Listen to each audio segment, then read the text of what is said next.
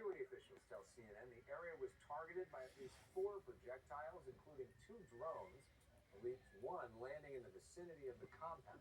Earlier Tuesday, air defense systems intercepted another projectile aimed at the embassy. There's some damage around the embassy, but no reports of any casualties. Meanwhile, Iran says a hostile projectile struck the site of the nuclear power plant there. It says no part of the plant was damaged. The UN's nuclear watchdog is urging restraint.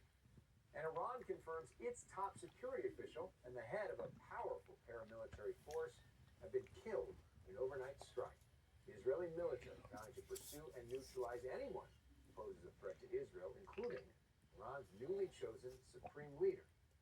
Iran's attacks on targets in Israel are not letting up. At least 2 people have been killed in the central part of the country after an apparent cluster trying to pursue and neutralize anyone who poses a threat to Israel, including Iran's newly chosen supreme leader.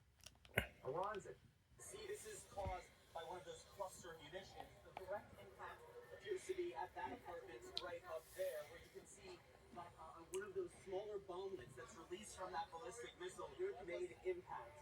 We understand that this is caused by one of those cluster munitions. The direct caused here on the ground as well as a result of this ballistic missile. Again, we're seeing multiple impacts across the Tel Aviv area right now. This brings the total number of fatalities to 14 now in Israel as a result of these Iranian attacks that we've been witnessing caused here on the ground as well as a result of this cluster of munitions that Iran is firing.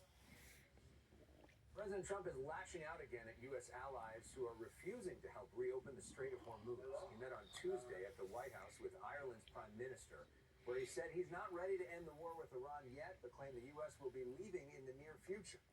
U.S. military says it dropped 5,000-pound guided bombs on Iranian missile sites along the Strait of Hormuz on Tuesday. And President Trump now claims the U.S. would no longer need any help in getting the vital oil shipping route reopened. I think NATO's making a very foolish mistake, and I've long said that, I wonder whether or not NATO would ever be there for us. So this was a great test, because we don't need them, but they should have been there. Are you rethinking the United States' relationship with NATO possibly getting out? When they don't help us, I mean, it's certainly something that we should think about.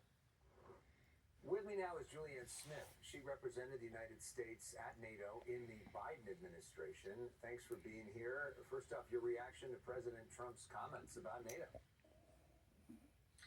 Well, I don't think the president should be that surprised that he's received a lukewarm response from our allies to his pleas for assistance to open up the strait. I mean, look, the Europeans right now feel like they're being treated like subordinates. They feel like past contributions have been belittled, their contributions in places like Afghanistan.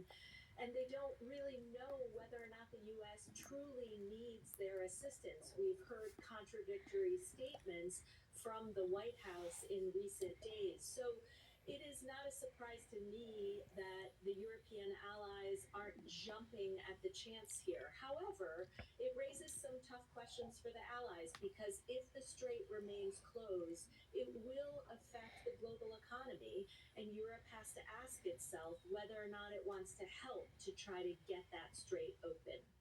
Does President Trump have a point that we're there for them, we spend all this money, and they're not there for us? Well, look, the NATO alliance was only called to action once in terms of using Article 5. That's the clause in the treaty that says an attack on one is an attack on all. That was invoked actually on 9/11 when we were attacked. Europe was here for us and came to our assistance and served side by side with us in Afghanistan for 20 plus years. So they believe that they have showed up for the United States time again. They are appreciative of all the security that we provide. They appreciate the assistance to Ukraine. But right now, the United States isn't providing any security assistance to Ukraine. So they feel that the relationship is a little bit off balance. They've been trading jabs over the last year. And there's a lot of tension in this relationship right now. And so Europe feels like it's not in a steady place in its relationship with the United States. Europeans find us to be a bit unpredictable at the moment. And for that reason, it's hard for them to appreciate kind of a president that is demanding that they show up on a moment's notice to help with a war that they weren't consulted on from day one. Do you think that President Trump is an existential threat to NATO itself? I don't think the president is an existential threat to the NATO alliance. I think he's challenged the alliance in a number of ways, both in his first term and now in his second term. I will say that I am relieved and excited about the fact that he was able to push allies to spend more on defense. But I think at times he's called into question America's commitment to this alliance. And for that reason, a lot of Europeans will tell you right now that there's a bit of a trust deficit, that they're not sure whether or not they can trust us. Again, they find us unpredictable. And trust really sits at the root of the relationship in the NATO alliance. Without trust, it's hard for NATO to operate day in and day out. So, no, the president is by no means an existential threat, but I do think that some of the trust that has always sat at the foundation of the alliance has really been eroded over the last year. Well, really interesting to get insights on NATO from somebody who knows it so well. Julie, thank you so much for being with us, and thank you for sharing your perspective. Thank you.